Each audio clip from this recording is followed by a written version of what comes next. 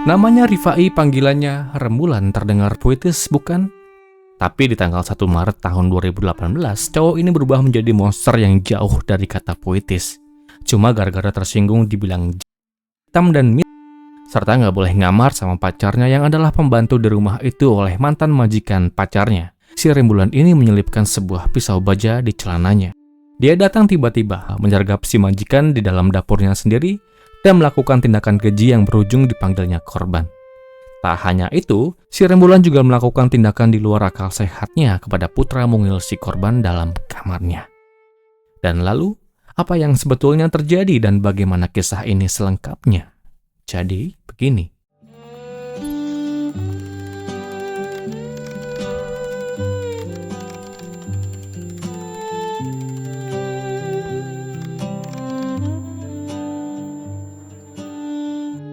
Namanya Meta Novita Handayani, umurnya 38 tahun.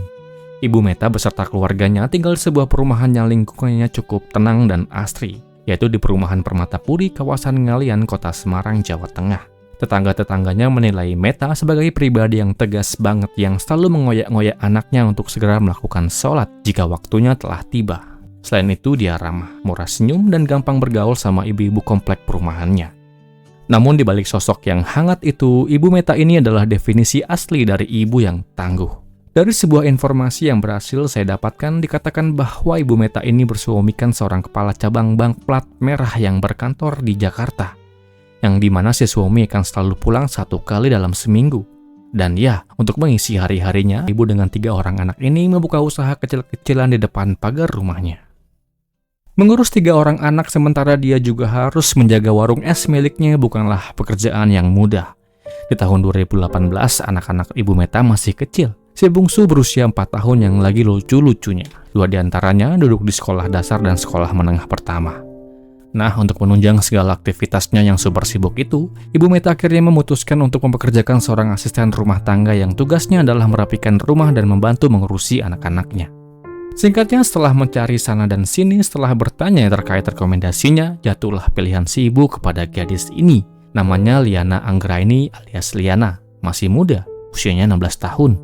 Liana merupakan seorang gadis yang berasal dari Boja, Kendal, Jawa Tengah, yang dimana orang tuanya juga bekerja di sebuah rumah yang berlokasi di belakang rumah Ibu Meta. Jadi cukup amanlah rekomendasi itu, sebab Bu Meta sudah 6 kali gonta-ganti ART. Kebanyakan nggak cocok dengan caranya dalam bekerja, namun harapan si ibu kala itu semoga Liana bisa memenuhi segala harapannya. Waktu pun terus berjalan, 1 bulan, 2 bulan, Liana mulai bisa beradaptasi dengan alur pekerjaan dalam rumah majikannya. Dan Ibu Meta pun mulai bisa menerima segala karakter dan kinerja Liana. Namun saat masuk di bulan ketiga, kinerja Liana mulai menurun dan sering menunjukkan perilaku yang membuat si majikan geleng-geleng kepala. Dari sebuah sumber yang saya dapatkan, dikatakan selain kinerja yang memburuk, pernah di suatu waktu Ibu Meta mengarah kepada Liana. Sebab Liana pernah mengajak masuk pacarnya ke dalam rumah si ibu ketika sang majikan ada di luar rumah. Entah siapa yang mengadukan hal itu kepada si Ibu Meta, sehingga menyulut amarahnya. Mungkinkah warga yang melihat, atau mungkin dari intayan kamera pengawas, entahlah. Namun yang pasti dari akuan yang pernah Liana akui di wajah persidangan, Liana mengaku bahwa majikannya selalu marah kepadanya, terkhusus saat Liana mau resign. Lebih lanjut dari akuan Liana, di saat Liana berencana mau resign, si ibu menakutinya dan mengatakan bahwa Liana nggak akan dapat lagi majikan yang mau menerimanya bekerja. Dan rasa benci Liana memuncak ketika si ibu mengata-ngatai pacarnya yang bernama Rifai alias Rembulan bin Sujud Al-Sudarto sebagai orang yang, maaf, miskin dan Rifai alias Rembulan asik merupakan seorang pemuda asal Banyumanik yang di tahun 2018 yang lalu usianya 23 tahun. Dikatakan bahwa Rembulan adalah seorang mantan santri yang akhirnya lebih memilih meninggalkan pondok pesantren demi sebuah keputusan hidupnya kala itu. Rembulan dan Liana berpacaran baru 4 bulan. Bahkan ada isu yang mengatakan bahwa keduanya telah bertunangan. Serta saat itu Liana tengah mengandung atau berbadan 2, tentu buah cintanya dengan Rembulan. Rembulan tahu di mana Liana bekerja, dan Rembulan paham banget keluh kesah yang Liana alami selama dia bekerja. Dan dikarenakan sama-sama memiliki visi dan misi yang selalu sama, sayangnya kebucinan itu membuat keduanya kemudian merencanakan untuk menghilangkan nyawa sang majikan. Dan dari sinilah bencana itu perlahan namun pasti terjadi. Jadi begini kronologinya.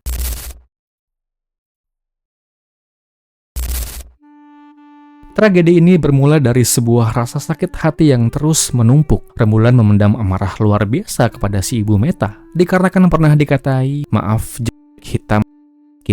Namun puncak emosinya baru meledak karena omongan tunangannya sendiri, yaitu Liana.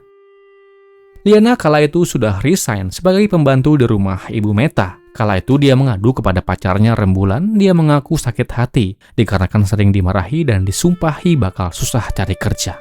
Terdorong rasa dendam yang begitu mendalam, Liana mengeluarkan satu kalimat fatal. Liana berkata, "Kalau kamu berani, hilangkan nyawanya." Ego Rembulan kemudian tersentil. Demi cinta dan segala harapannya, dia menyanggupi tantangan itu. Awalnya untuk memudahkan segala niat busuknya itu, Rembulan sempat mengajak saudaranya yang bernama Sugeng untuk ikut dalam aksi gila ini. Namun Sugeng menolak mentah-mentah dikarenakan takut dan ia masih punya empati dan pikiran yang waras. Lalu dikarenakan tak ada tandem yang bisa dia ajak, singkatnya akhirnya Rembulan memutuskan untuk melakukan rencana itu sendirian. Namun tetap, Rembulan butuh teman untuk setidaknya menemani dia untuk sampai di rumah mantan majikan Liana. Singkat, pada Kamis pagi 1 Maret 2018, setelah membulatkan tekad itu, Rembulan siapkan sebuah sajam berbahan baja yang kemudian dia selipkan rapat-rapat di balik celananya. Lalu pada jam 7.30 pagi, Rembulan dan Liana berboncengan motor Honda Supra Fit menuju rumah Ibu Meta di perumahan Permatapuri. Sampai di sana, rencana mereka sempat tertunda dikarenakan ada 2 orang tetangganya yang sedang duduk bersantai berjemur di pinggir jalan. Apakah batal? Oh, tentu tidak. Alih-alih mundur, Rembulan memutar otaknya. Dia kemudian memutari jalan depan rumah itu berkali-kali mengintai layaknya predator menunggu mangsanya. Begitu tetangganya masuk dan jalanan dirasa mulai sepi, mereka memarkirkan motor mereka agak jauh dan berjalan kaki mendekati rumah target. Dan modus mereka kemudian dimulai. Keduanya menemui Ibu Meta dan berpura-pura membeli minuman es yang memang biasa dijual oleh ibu di teras rumahnya. Saat melayani mereka, Ibu Meta kemudian berjalan masuk ke dalam melewati ruang tengah untuk mengambil es batu di kulkas dapurnya. Kelengahan itu langsung dimanfaatkan oleh Rembulan dan Liana. Mereka lalu menusuk masuk ke dalam rumah tanpa ketahuan. Rembulan bersembunyi di samping kiri pintu arah dapur sementara Liana berjaga di ruang tengah. Begitu Ibu Meta kembali dengan membawa es batu dan sampai di ruang tengah. Ya, Rembulan menyergap ibu dari belakang. Tangan kirinya mulut ibu dengan amat keras. Mendapati perlakuan itu jelas ibu kaget luar biasa. Dia berontak sekuat tenaga dan berteriak minta tolong. Sampai akhirnya dia pun jatuh terlentang menindih tubuh Rembulan di lantai. Dalam posisi tertindih dan panik dikarenakan perlawan yang amat kuat, Rembulan langsung mencabut sajam dari celana. Tanpa ampun, dia jamkan alat itu berkali-kali dan berkali-kali ke perut sebelah kanan Ibu Meta. Tak mau menyerah begitu saja, Ibu Meta terus berjuang, kakinya menjejak-jejak menahan sakit dan terus berusaha melepaskan diri dari serangan yang terus dia terima dari Rembulan. Sementara itu, Liana mulai panik saat dia melihat noda merah itu mulai bercucuran di lantai. Liana yang awalnya memberi tantangan malah ciut nyalinya. Dia ketakutan dan lari keluar rumah, meninggalkan pacarnya berkutat dengan Ibu Meta di lantai rumah Ibu Meta. Tidak butuh waktu yang lama, perlawanan Ibu Meta perlahan berhenti. Dia diam, lunglai, tak berdaya atas perlakuan yang ia terima. Ibu Meta Novita Handayani kemudian dipanggil Tuhan Yang Maha Kuasa. Saya ucapkan duka yang mendalam. Setelah yakin dan memastikan Ibu Meta tak bernyawa, Rembulan segera menutup pintu depan rapat-rapat agar tak ada orang yang melihat dan mendengar. Tubuh Ibu Meta kemudian diseret dan disembunyikan di dalam kamar tidur di sebelah kanan. Namun masalah belum usai. Di kamar sebelah kiri terdengar suara tangis Nako, si bungsu yang masih balita. Rembulan masuk ke kamar itu dan berusaha menenangkan si mungil. Namun alih-alih diam dengan datangnya Rembulan, tangisan Nako justru makin keras. Panik bercampur dengan takut suaranya terdengar oleh tetangga, isi kepala Rembulan makin gelap. Sontak dia mengambil sebuah guling, tutupi wajah si bungsu dengan kuat-kuat.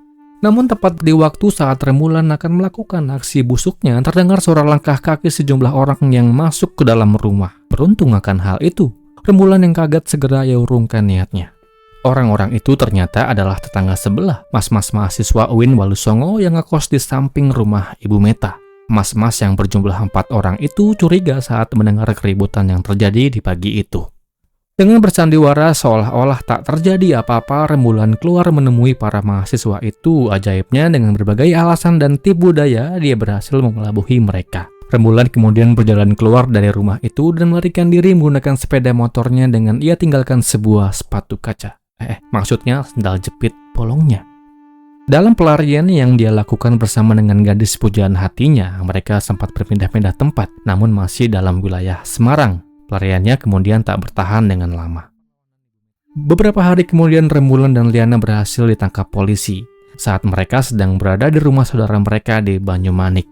Wajah mereka sempat viral, memudahkan petugas untuk melacak keduanya yang sempat buron itu. Keduanya terjerat dengan pasal penghilangan nyawa secara berencana dan terancam dengan hukuman yang sangat berat. Namun dikarenakan Liana merupakan gadis di bawah umur, tentu dia akan menjalani treatment khusus selama persidangan. Dalam sebuah persidangan yang kemudian diadakan di Pengadilan Negeri Semarang melalui majelis hakimnya, kemudian menjatuhkan vonis kepada Rifai alias Rembulan dengan hukuman 15 tahun penjara, sedangkan Liana diganjar dengan hukuman 10 tahun penjara. Dia akan menghuni lembaga pembinaan khusus di Kutoarjo. Demikianlah kisah ini. Semoga akan terus ada pelajaran yang bisa kita ambil dari kisah ini. Dan kisah ini pun berakhir.